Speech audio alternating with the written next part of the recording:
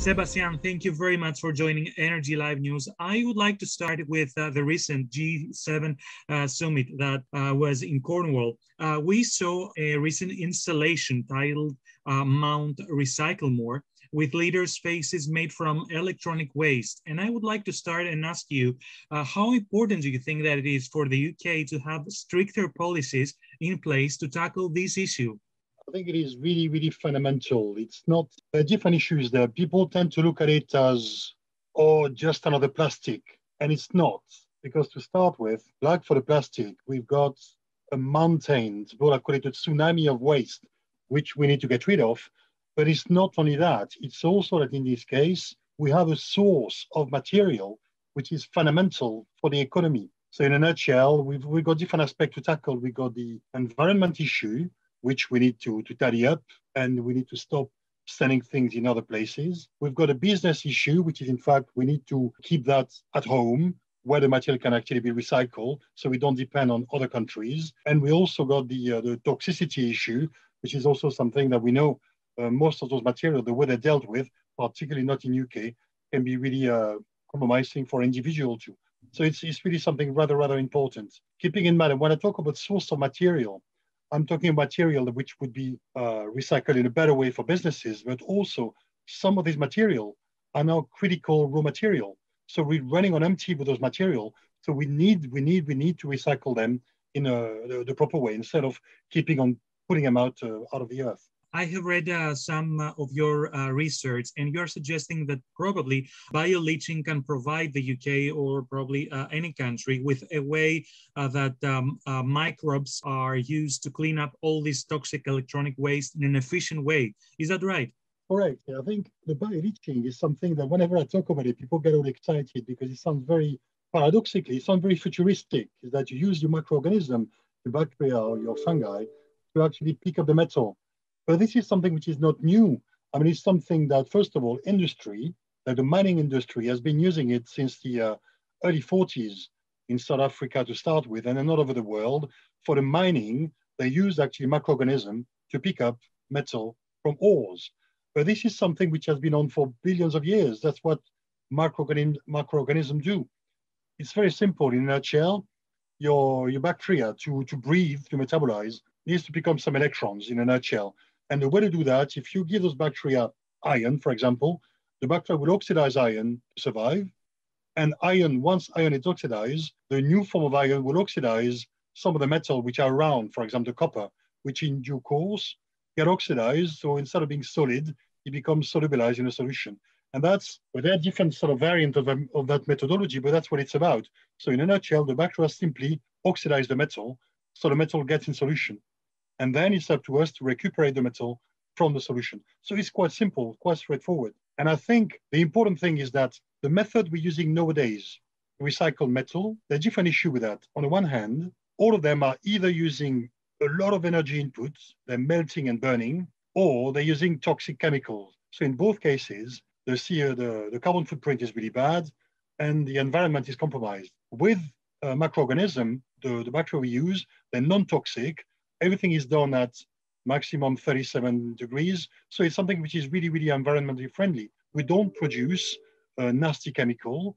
And even if some chemicals have got a low pH, are acidic, we also recycleize them. So it's sort of closed loop mechanism where we don't have any negative damages on the environment. The other point also is that those microorganisms, I said they're non-toxic, but because they're targeting specific metal one after the other, in the end, we can have a process which is targeting metal individually. So in a nutshell, if you look at the way things are done nowadays in hydrometallurgy, for example, most of the time, they're gonna either melt or put some acid on those PCB which are delivered.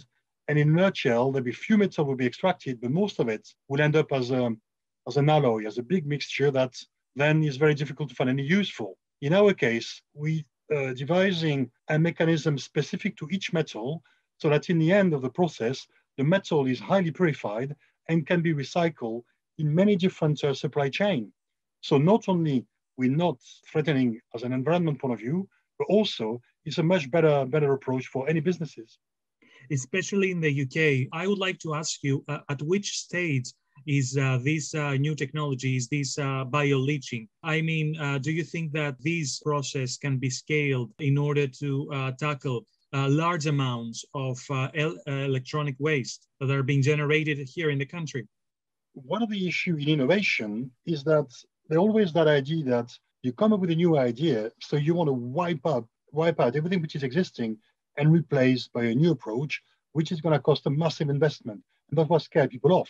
With bioleaching, it's not the case. And we've demonstrated that because one of the projects we've run over the last nearly 3 years now is with a small company called N2S, Network to Supply. And what we did was we studied straight away. Because the method targets specific metal, we've already, within the first 16 months, we already some methods which are applied economically for them on the market, for which we had some patent pending.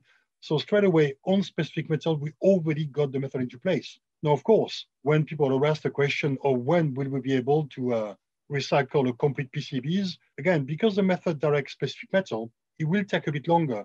But what we've done so far, we've targeted and been successful with gold, with copper, with zinc, tin, and other metal. We're already successful, so the metal can already be purified. So I truly believe that if we had the right investment and the right support, we could have the method into place in the next 5-10 years.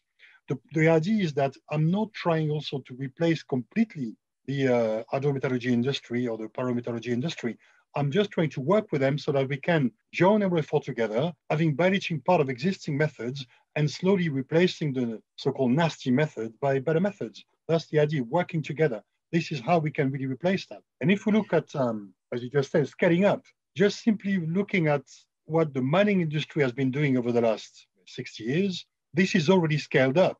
If you look in particularly in South America or in South Africa, you got into place massive setting with enormous scaled up, where all the extraction of the ores are done this way. So anyway, with electronic waste, it would be a bit easier because instead of dealing with tons and tons of ores to extract a bit of mineral, in this case, we did with much smaller amount. So by putting together a mechanical approach to partly separate the PCB from the rest of your computer, for example, and then tackling the metal, the scaling up doesn't require such a huge investment. My last question for you is if you think that bioleaching application is designed just for a specific type of electronic waste.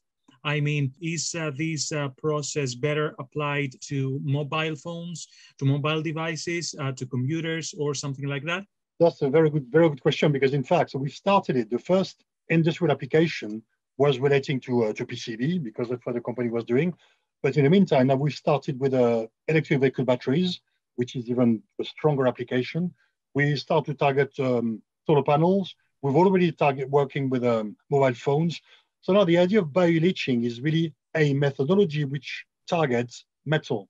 So solid metal to solubilize and recuperate them.